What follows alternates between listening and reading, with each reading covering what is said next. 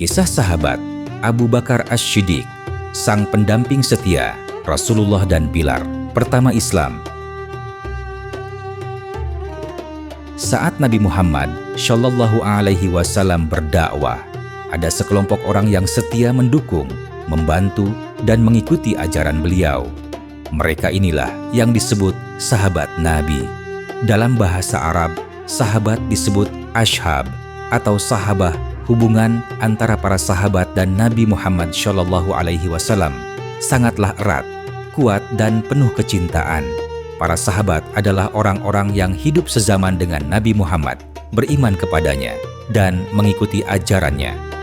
Dan sahabat Nabi yang pertama kali menyatakan keimanannya dan masuk Islam adalah Abu Bakar Asy-Syiddiq yang memiliki nama asli Abdullah bin Abi Quhafah. Abu Bakar Asy-Syiddiq lahir di Mekah dari kabilah Quraisy, dari sebuah keluarga yang terpandang. Ia dikenal sebagai seorang pedagang yang jujur, cerdas, dan disukai banyak orang karena budi pekertinya yang luhur. Sebelum Islam datang, Abu Bakar sudah menjauhkan diri dari kebiasaan jahiliyah seperti menyembah berhala, mabuk-mabukan, dan berjudi. Ketika Nabi Muhammad Shallallahu Alaihi Wasallam menerima wahyu pertama, Abu Bakar adalah salah satu orang pertama yang langsung percaya tanpa ragu. Ia menerima Islam dengan hati terbuka, dan karena kepercayaannya yang tulus dan tak tergoyahkan, Rasulullah memberinya gelar Asy-Syiddiq yang berarti yang membenarkan. Abu Bakar memainkan peran yang sangat penting di masa awal Islam. Dengan harta dan pengaruhnya, ia membantu membebaskan budak-budak yang disiksa karena memeluk Islam, termasuk di antaranya Bilal bin Rabah. Ia juga berdakwah dengan penuh keberanian dan berhasil mengajak banyak orang penting masuk Islam seperti Utsman bin Affan, Abdurrahman bin Auf, dan Sa'ad bin Abi Waqqas. Saat kaum Quraisy semakin menindas kaum muslimin, Abu Bakar tetap setia mendampingi Rasulullah Shallallahu Alaihi Wasallam. Bahkan dalam peristiwa hijrah ke Madinah, ia adalah satu-satunya sahabat yang menemani Nabi Muhammad di Gua Tsur. Kisah ini diabadikan dalam Al-Quran surat At-Taubah ayat 40, di mana disebutkan bahwa saat itu Abu Bakar merasa khawatir, namun Nabi menenangkannya dengan berkata, "Jangan bersedih, sesungguhnya Allah bersama kita." Setelah hijrah ke Madinah, Abu Bakar terus menjadi tangan kanan Rasulullah. Ia ikut dalam banyak peperangan besar seperti Badar, Uhud, dan Tabuk. Ia tidak pernah gentar dalam membela Islam. Ketika Rasulullah wafat, kaum muslimin dilanda kesedihan yang mendalam. Dalam kondisi genting itu, Abu Bakar tampil sebagai sosok penenang umat. Ia berkata dengan tegas, "Barang siapa yang menyembah Muhammad, maka sesungguhnya Muhammad telah wafat. Dan barang siapa menyembah Allah, maka sesungguhnya Allah Maha Hidup dan tidak akan pernah mati." Pidato itu meneguhkan hati kaum muslimin dan menunjukkan kebijaksanaan serta ketegasan Abu Bakar dalam menghadapi krisis. Setelah wafatnya Nabi Muhammad Shallallahu Alaihi Wasallam, Abu Bakar diangkat menjadi khalifah pertama. Dan di masa kepemimpinannya yang singkat, yakni sekitar 2 tahun, ia menghadapi banyak tantangan, termasuk kemunculan nabi palsu dan kaum murtad. Ia mengobarkan perang melawan mereka dalam peristiwa yang dikenal sebagai Perang Riddah. Tidak hanya itu, Abu Bakar juga yang memerintahkan pengumpulan ayat-ayat suci Al-Quran yang tercecer dari para penghafal demi menjaga keaslian wahyu. Ini menjadi dasar bagi pembukuan Al-Quran yang kita miliki sekarang. Rasulullah Shallallahu Alaihi Wasallam sendiri sering memuji Abu Bakar dalam sabda-sabdanya, yang diantaranya, "Seandainya aku boleh mengambil seseorang menjadi khalil atau sahabat karib selain Tuhanku, maka aku akan mengambil Abu Bakar sebagai khalilku."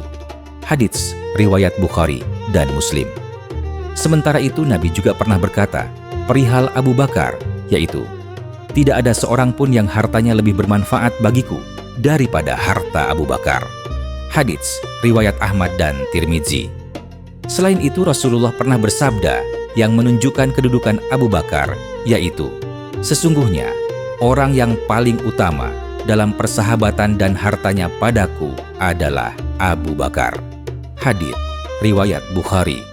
Abu Bakar wafat pada tahun 13 Hijriah dalam usia sekitar 63 tahun, usia yang sama dengan Rasulullah. Ia dimakamkan di samping makam Nabi di Madinah. Sebelum wafat, ia menunjuk Umar bin Khattab sebagai penggantinya setelah bermusyawarah dengan para sahabat. Ini menunjukkan keteladanan beliau dalam manajemen kepemimpinan. Dari kisah perjalanan luar biasa Abu Bakar Asy-Syiddiq tadi, maka kita dapat mengambil beberapa pesan moral yang bisa kita jadikan acuan dalam kehidupan kita. Di antaranya adalah 1. Bahwa keimanan yang tulus akan menghasilkan keberanian dan keteguhan hati.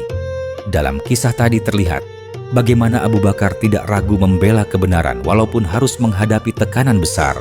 Kedua adalah kesetiaan dalam persahabatan dan perjuangan adalah kunci keberhasilan dakwah. Ini terlihat bagaimana Abu Bakar tidak pernah meninggalkan Nabi, bahkan di saat paling genting sekalipun. Lalu, yang ketiga adalah kepemimpinan yang adil dan bijak harus dibangun atas dasar ketakwaan dan pengorbanan.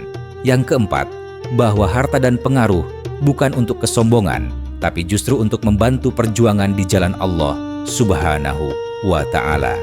Dan yang terakhir adalah agar selalu mengutamakan kebenaran daripada popularitas atau keuntungan pribadi.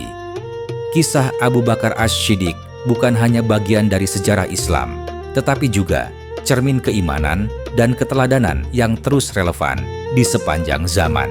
Abu Bakar adalah bukti nyata bahwa kejujuran, pengorbanan, dan keteguhan dalam keyakinan mampu membentuk pribadi agung yang dicintai oleh Rasulullah Shallallahu Alaihi Wasallam dan disegani oleh umat.